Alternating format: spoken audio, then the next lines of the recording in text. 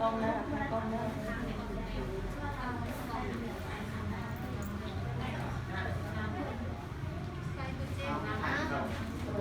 เซิร์ฟ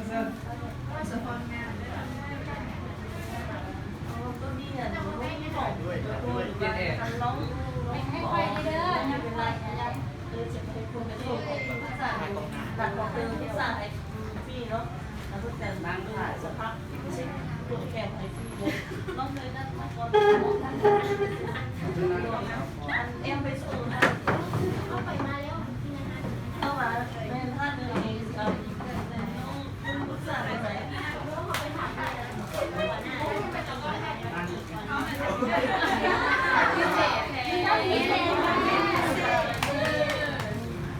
นานเลยก็ลายโผล่เนาะตรงนี้เลยแม่ทำมันในน้ำมันเลยแม่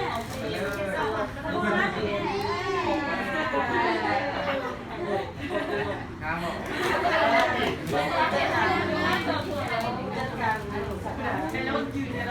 คุณแบบแทนคนลงมามือกล้องคุณหมอจะมากับร้านนะเป็นจังไดสาวพรงามเลยเข้ามาหน่อยเขาแน่ยังเขาปีเลยเลิกมือเล็กดูฟุตนี้ไปลินเลยยังเขาปีเด้อมาของคน โดยต้องส่งไปไทยนะป้าเป็นกาแฟตัวนี้ยิ้มเน่ ยิ้มแน่ยิ้มแน่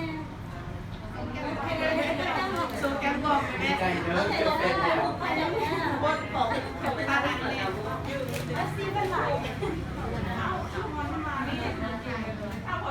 อันไลฟ์สดเลยเรื่องไลฟ์สดไลฟ์ต่อๆยืนไลฟ์สดเลยก่อนฮะเนี่ยพอดีเพื่อนอะไรกันนะดูว่าเปิดกันนั่งในนี้ตอนนี้เลยล่ะก็คือรถแดงนั่นเลยนะหลายตาเขาถ่ายรูปได้ด้วยเอาสาวพรก็สาวพรยิ้มไปแล้วโอ้ยตัดออกก็ได้มันเป็นว่าง